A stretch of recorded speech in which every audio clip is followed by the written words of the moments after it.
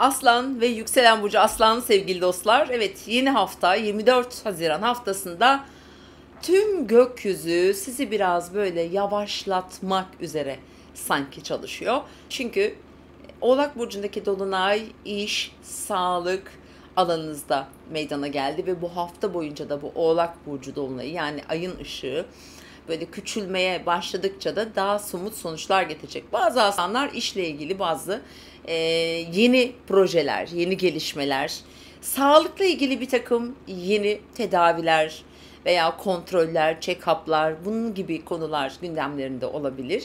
Genel anlamıyla bu şekilde ilerleyecek ve tabii ki Yengeç burcundaki bu gezegen yoğunluğu şu anda sizin duygusal anlamda bazı kararsızlıklar, böyle belirsizlikler varsa bunlarla ilgili de bir takım gelişmeleri gündeminize getirecektir. Yani şunu söylemek istiyorum. Satürn bu arada şu anda sizin hayatınızdaki böyle para kontrolünü sanki sınıyor. Orada sizi biraz engelliyor, kısıtlıyor olabilir. Belki biraz o alanlara sanki hani bağlayabiliriz bunların sebeplerini, öyle söyleyebiliriz. Genel anlamıyla bu hafta peki nasıl olacak? İlişkiler gündeminiz olacak. Bakın, pazartesi, salı günü güzel de bir gün bu arada. Pazartesi günü özellikle ortaklı işler, sosyal projeler, eşinizle, sevgilinizle bir konunuz varsa, mesela konuşmak için, sonuca bağlamak için ya da güzel bir akış yakalamak için değerlendirebilirsiniz. Gayet keyifli ilerliyor. Diğer yandan hemen haftanın ortasına geldiğimizde, evet işte Balık burcundaki Satürn dedik ve çarşamba, perşembe günü Ayda Balık burcunda olacak. Bu parayla ilgili, işte bankalarla ilgili ödemeler olabilir ya da yeniden yapılandırmalar olabilir. Finansal konularda, yani ortak paylaşılması gereken bir takım gündemleriniz söz konusu olacak.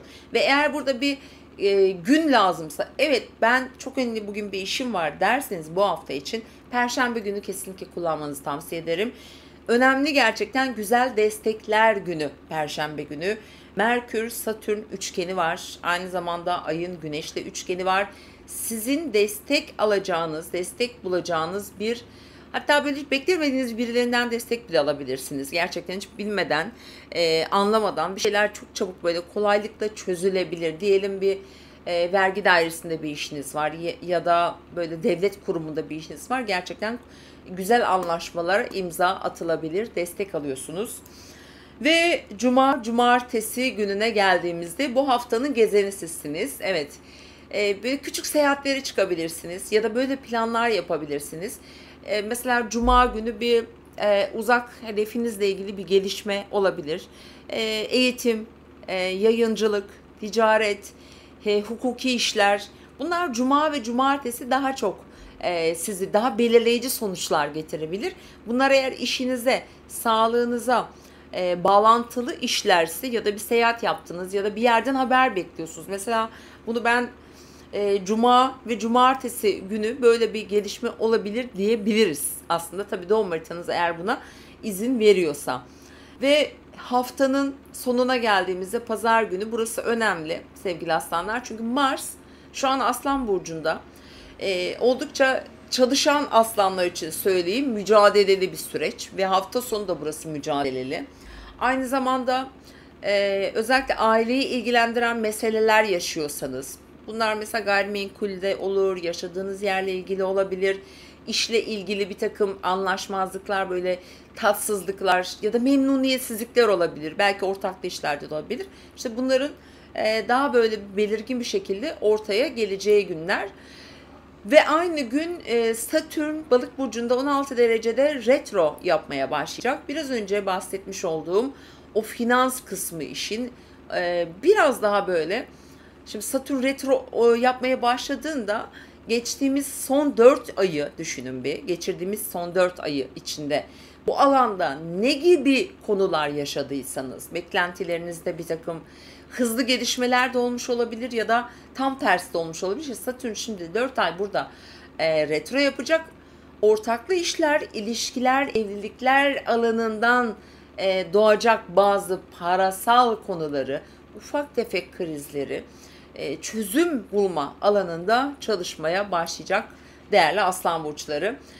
Sizin için belki biraz çok kolay olmayabilir. Yani belki biraz düşük devrik bir cümle oldu ama kolay olmayabilir ama genel anlamda baktığımızda yoğun bir tempodasınız.